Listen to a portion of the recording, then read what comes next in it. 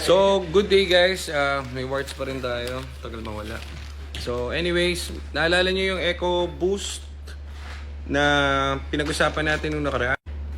So, ito yung may quote ng 48,000 yun. Tapos, binalik kay ma'am kasi hindi pa rin nagagawa.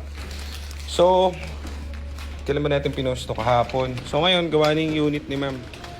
So, sabi ko sa inyo, ang nagiging problem nga is yung gumagawa and yung pinaggagawa nyo and yung binibilan nyo. So, ganun lang siya. So, ito na yung EcoBoost natin ngayon na di nag-start. Working na ulit.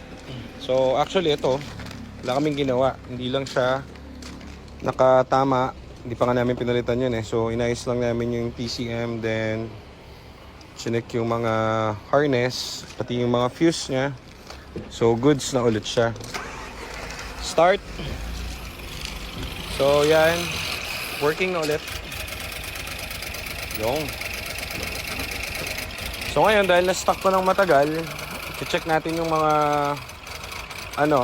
loob nito kasi merong mga daga-daga rito. Checkin natin, baka may mga harness pa na putol dyan. Pero ang okay dito is napastart na natin siya. So, thank you dun sa mga ginastos dito sa pyesa. At nakakaroon tayo ng bagong pyesa na bago.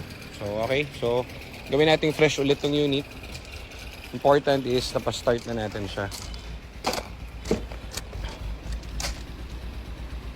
Okay, so checking na tayo ng unit. Medyo palyado pa, no? So, yan ha. Oh, meron na kayong natutunan ulit. Konting kaalaman. So, pag papagawa kayo ng Ford, piliin nyo yung gumagawa expertise niya or forte niya kasi kahit anong gawin ng taong yon, kung ang ginagawa niya naman Vios or Accord or Honda Civic, mahirapan siya sa Ford. Ganon din naman yung mga gumagawa ng Ford. Yung mga naka-Ford, mahirapan gumawa ng ibang brands. Parang ganon lang. So piliin nyo yung mga pinagpapagawa nyo kasi aabutin kayo ng katakot-takot tapos hindi naman gagana yung kotse. So ito, one day pa lang, gawa na natin agad. So, good deal to dun sa nabili natin kasi syempre, ang kinote natin dito maximum expenses pero di naman tayo umabot no. Hindi pa nga tayo umabot sa minimum expense. So, ang gagawin natin dahil minimum expense lang yung ang tawag dito na ibigay natin sa kanya, gagastusin ngayon natin yung mga natirang rough estimate namin dun sa other parts para maging sariwa pa siya lalo at hindi kawawa yung bibili. Okay, tapos resell na natin ulit yan kapag tapos ma-detail. So, yun lang muna ang service natin for today, EcoSport.